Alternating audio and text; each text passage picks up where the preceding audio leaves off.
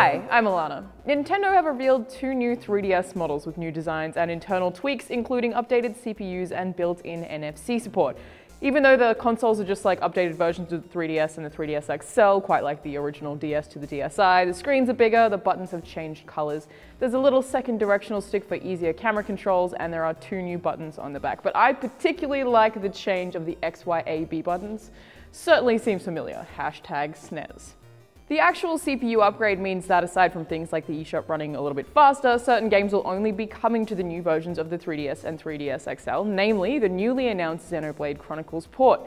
3DS or 2DS owners will not be able to play it, which I feel is kind of harsh for anyone who's recently bought a 2DS. I mean, it only came out last year and there's already a game coming out that it can't play. Ouch. That said, you can always get Xenoblade Chronicles on the Wii, so it's not the worst news ever.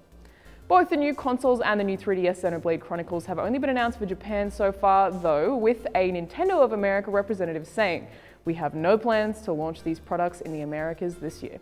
I'm sure it'll come to us eventually, but if it didn't, it'd be a real shame if you ask me, because these new consoles are officially titled New 3DS and New 3DS XL, which is going to be so funny at retail. Like, did you want a new 3DS or a new 3DS? Or a new 3DS? No, 3DS can't play new 3DS games, but it can play new 3DS games and used 3DS games. And we have some used new 3DS games too, but only a new 3DS can play those.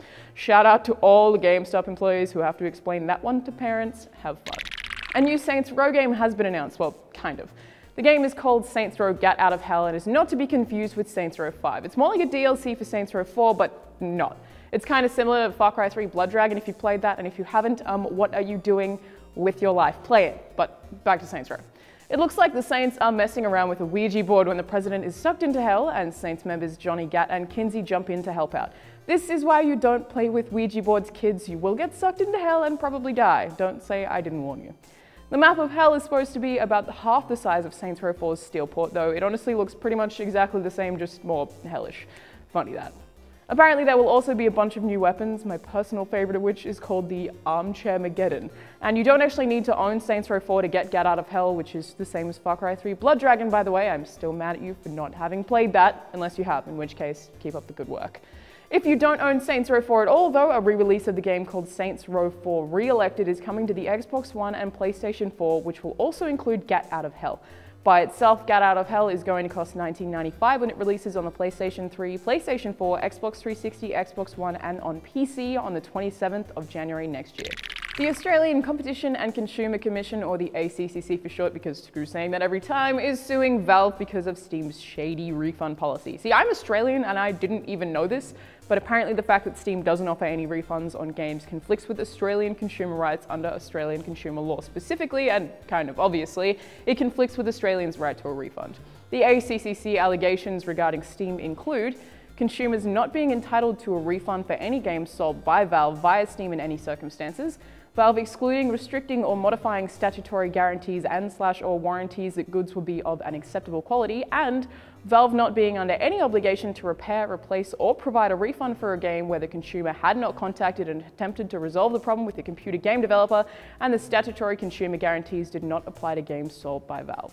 The apparently sassy ACCC also said, point number one is if you're going to do business in Australia, you have to comply with Australian law. The second is don't have blanket conditions around the world without bothering to check. Oh snap, you sassy beast. Regarding the allegations, Valve's Doug Lombardi said, "We are making every effort to cooperate with the Australian officials on this matter while continuing to provide Steam services to customers across the world, including Australian gamers." I'm actually really hoping stuff just doesn't go super sour and they just decide to take Steam out of Australia altogether, which I doubt. But at the same time, it sounds like they actually are taking this seriously, and it's kind of about time someone stood up to Valve. As great as Steam is, it's always bothered me a little bit. Yeah, I have no way of returning something even if it's totally faulty, which I know sounds weird when it comes to a digital product, but bear with me here.